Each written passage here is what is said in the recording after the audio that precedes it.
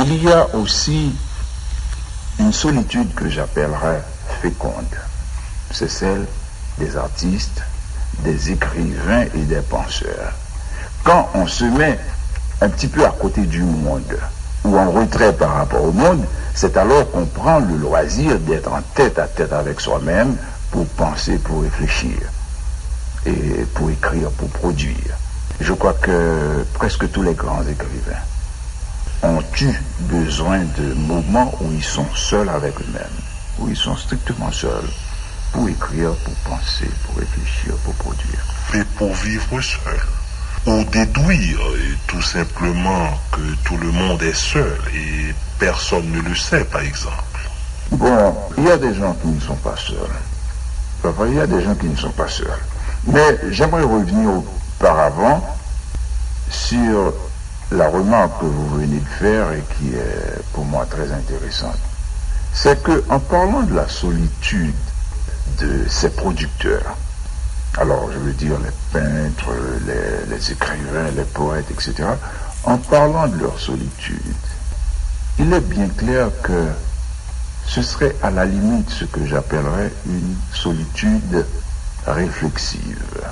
Il est peut-être à penser que non seulement ils sont en train de vivre dans le moment de l'écriture même une expérience de la solitude, mais c'est une expérience qui reflète ou qui réfléchit sur une solitude ou une expérience de la solitude antérieure. C'est pourquoi généralement ce langage lui-même est toujours un langage à la limite réflexif. Bon, et alors revenons à ce qui se passe dans le quotidien, dans la mondanité. Je crois qu'il y a des êtres qui n'éprouvent pas la solitude. Parce que pour connaître ce que c'est la solitude, il faut aller dans le fond de l'homme. Il faut aller, par exemple, dans ce qu'il faudrait nommer l'incommunicabilité ou la limite de l'incommunicabilité des rapports humains. À la rigueur, et la solitude n'est pas aussi lassante qu'on peut l'imaginer, Gérard Camphor. Ah non, pas du tout. Il n'y a que l'ennui qui soit lassant. Et l'ennui, c'est, si l'on veut, la pesanteur du temps sur les êtres. Ou alors, disons tout simplement qu'ils sont coupables. Non, pas du tout. Je dirais, pour reprendre le mot de Malraux, qu'ils sont simplement des sots, ça veut dire des gens qui n'ont pas besoin de penser et qui vivent au jour le jour, dans le quotidien et dans la mondanité. C'est pourquoi il y a tant de gens qui cherchent à se distraire, c'est vrai, pour éviter de penser sur le sens des choses, le sens du monde, le sens de l'être, et pour éviter de se donner ou de donner à leur existence un certain sens. Alors Gérard Camphor, vous arrive-t-il souvent de vous interroger sur votre entourage? À la limite, oui, parce que c'est inévitable dans la mesure où l'entourage importe. Vrai, si cet entourage n'a aucune importance, que ce soit sur le plan social, sur le plan politique ou sur le plan affectif, c'est pas nécessaire de réfléchir, de s'interroger, mais si c'est important d'une façon ou d'une autre, que ce soit sur le plan social, le plan politique, affectif ou autre, eh bien, il faut bien s'interroger et se demander comment améliorer les rapports, pas vrai, et comment faire qu'il y ait plus de sens et aussi plus de profondeur dans les relations. Est-ce que certaines fois vous vous interrogez vous-même? Il m'arrive de le faire quelquefois, naturellement. Gérard Camphor, quel est le courant philosophique auquel vous sentez appartenir? Et pourquoi? Bon, à la limite, j'aime bien tous les courants de philosophie. Mais je crois avoir une certaine préférence pour l'existentialisme. Bon, pourquoi? Parce que d'abord j'ai eu, je ne sais pas, peut-être par tradition, par contact, j'ai eu, il y a beaucoup d'années, une espèce de vénération pour un philosophe, c'est Jean-Paul Sartre.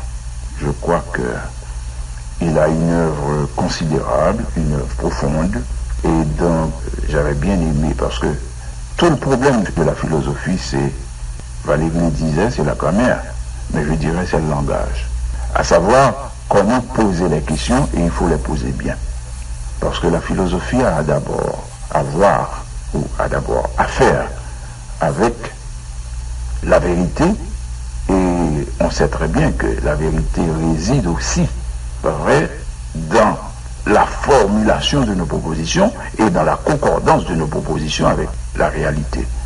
Et donc il m'a semblé que c'était l'une des philosophies les plus lucides sur la réalité qui est la nôtre, l'existence. Et puis, par la suite, j'ai reconnu qu'il y avait des philosophes, qu'il y avait peut-être beaucoup plus de profondeur, beaucoup plus d'authenticité. Et ceci sans cesser d'aimer ça et de le considérer comme un grand philosophe, eh bien, je suis allé un petit peu à la source qui était la sienne. C'est malgré toutes les divergences, tous les débats qu'il y a autour de son nom, autour de sa pensée, c'est Heidegger, eh bien, je crois que Heidegger, c'est un très grand philosophe, et il a des disciples qui sont extrêmement imposants. Un philosophe comme Jacques Derrida, et puis tout le courant des Derridiens, bon, alors ce sont là mes philosophes, bon, ceux avec lesquels j'aurais aimé m'identifier. Gérard Camphor, avez-vous un dernier mot?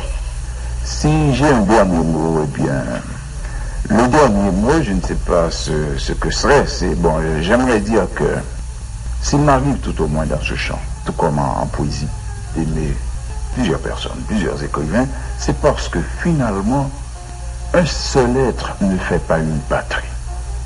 Et qu'il faut beaucoup de gens, parfois, comme il faut beaucoup d'étoiles pour, je ne sais pas, pour meubler, pour embellir un ciel. Mais c'est que, à travers certains de mes philosophes, en particulier Heidegger, il y a une notion sur laquelle il n'a pas cessé d'insister, c'est la notion de patrie. Et pour donner la signification la plus profonde qui soit à cette notion, il est retourné jusqu'à la Grèce antique. Alors sa réflexion l'a porté jusque-là, pour voir que tout le travail de l'homme, surtout dans la philosophie, doit consister à construire une patrie. Parce que l'être qui est sans patrie, c'est un déraciné. Pas vrai? Et il risque de ne pas œuvrer profondément. Alors, pensant en un certain sens à la notion de patrie, je ne conçois pas qu'il y ait une terre pour un seul homme. Et je me dis que partout, il faut tâcher d'être avec les autres.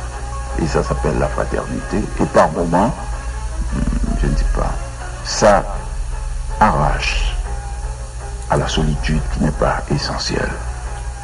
C'est vrai, la solitude qui est de l'ordre de ce que j'appellerais la bêtise ou la sottise.